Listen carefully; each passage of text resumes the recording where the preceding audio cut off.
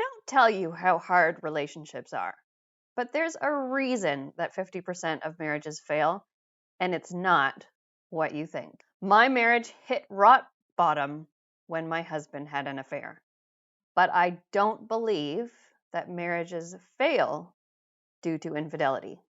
It's what happened before the affair that's worth noting, and why you need to pay attention to your own action. What if the key to saving your marriage lies within yourself? In today's episode, we're talking about where I think relationships fall apart and what you can do about it starting today. Just want to add a little disclaimer. You may find the content of this episode confronting and challenging. If you're not prepared to change and take radical responsibility, then feel free to stop this episode right now. No hard feelings. Let's dive in. We all grew up watching fairy tales featuring Prince Charming, but not everyone gets the happy ever after they had in their dreams. So what are you supposed to do when your fairy tale ends? When everything you thought you knew falls apart? Welcome to Happily Ever After the Affair. I'm Kiri, honey, a confident communication coach for women, sharing my own experience after infidelity to help women learn to forgive and find their way forward to a life and relationship they love. I never thought I'd be grateful for my husband's affair, but the thing is, if he hadn't, I'm not sure that we'd still be together today. The thing is, although this doesn't excuse his actions or make it okay, I wasn't innocent. Our life wasn't perfect. Our marriage wasn't rock solid. And it was when I took radical responsibility for my actions that everything changed.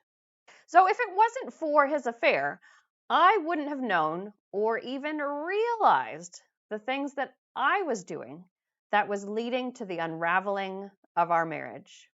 In fact, if I'm being honest, before it all came out, I had no clue. I'm going to get into more specifics on what those things were in the next episode, but for now, let's talk about where a lot of relationships fall apart. We get stuck in the blame game. Blame is easy. We convince ourselves of things like, he's not willing to change, they won't listen, he won't do this or that or whatever it is. He's too stubborn for that. He's too... enter whatever the thing you think he's responsible for in that blank space. And this, my friends, is where you have to accept full, radical responsibility for your actions, so you can lead the way. And that is where everything changes.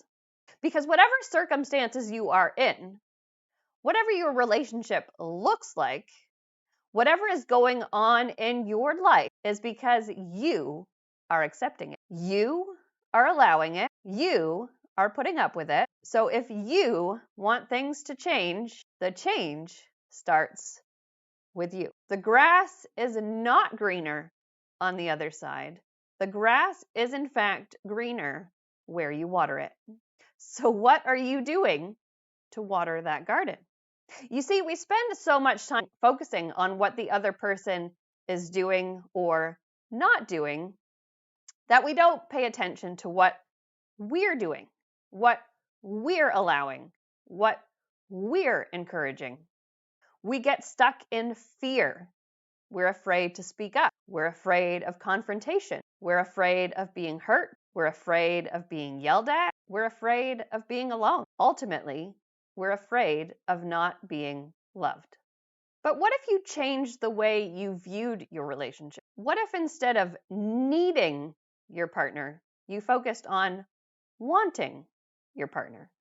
What if you changed the way you viewed your relationship with yourself? What if instead of being hard on yourself, you chose to love yourself? What if instead of being hard and abrupt, you were soft and loving? By taking radical responsibility and owning the role you play in your relationship, you are handing yourself back the power. remembering that every action you take is a choice. So let's talk about 5 ways you can take more radical responsibility in your relationship. Number 1, practice self-awareness and reflection. I believe that your ever-growing awareness of your actions, reactions, beliefs, and mindsets is crucial in reviving your relationships. Becoming more aware of your emotions, your triggers, your behaviors, and why you respond in certain ways makes a big difference to your relationship with yourself and others. As your awareness grows, you will be able to recognize patterns, you will notice what drains you, what lights you up, and what you can do to fill your cup back up when it's feeling empty. Taking time to reflect on your actions and words and how you are contributing to the dynamics of your relationship will help you approach different situations with greater ease in the future. We're talking about the 5 ways you can take more radical responsibility in your relationship. And here is number 2. Prioritize yourself. If you're constantly tired, drained, and underappreciated, it's going to be almost impossible to want to work on your relationship. You need to work on boosting your dopamine and serotonin levels with things like exercise, meditation, getting enough sleep, and engaging in fun activities like dancing to great music in your living room. You need to focus on these things before doing anything else. Setting healthy boundaries and sticking to them will help you prioritize this. We're talking about 5 ways you can take more radical responsibility in your relationship, and here is number 3. Lead the conversation. One of the main reasons marriages fail is because of a lack of communication. When we stop communicating effectively, we begin to drift apart, and that's when problems arise. That's when we leave ourselves open to somebody else coming in. When we stop listening to each other, when we stop understanding each other's needs, and when we stop making an effort to connect. Communication is the backbone to any successful relationship, and without it, you're doomed to fail. So that, my friends, is why it is time for you to take the lead, to express your thoughts and feelings openly and honestly, without placing blame on the other person. Using things like I statements to express how you're feeling and what you need. You must be willing to be vulnerable and go first. Set an intention for the conversation to simply understand each other. Listen to what they have to say. Be curious and open-minded and empathize with their feelings and experiences. That was number 3 in the 5 ways you can take more radical responsibility for your relationship. And here is number 4. Apologize and own your mistakes. Radical responsibility involves owning the mistakes that you make. You will make many. Admit to them openly and without defensiveness. Apologize for your actions and your reactions and learn from them. If you don't immediately understand the mistake you made, ask curious, non-judgmental, or defensive questions. That way you can try and understand and reflect so that you can do better next time. We're talking about 5 ways you can take more radical responsibility for your relationship. But before I cover number 5, reviving relationships can be challenging at the best of times. But you throw infidelity into the loop, well, that's a whole other story. Learning to rebuild, forgive, and invite in more love, compassion, and fun, well, that's just darn right hard if you don't have the support of someone who's been through it too.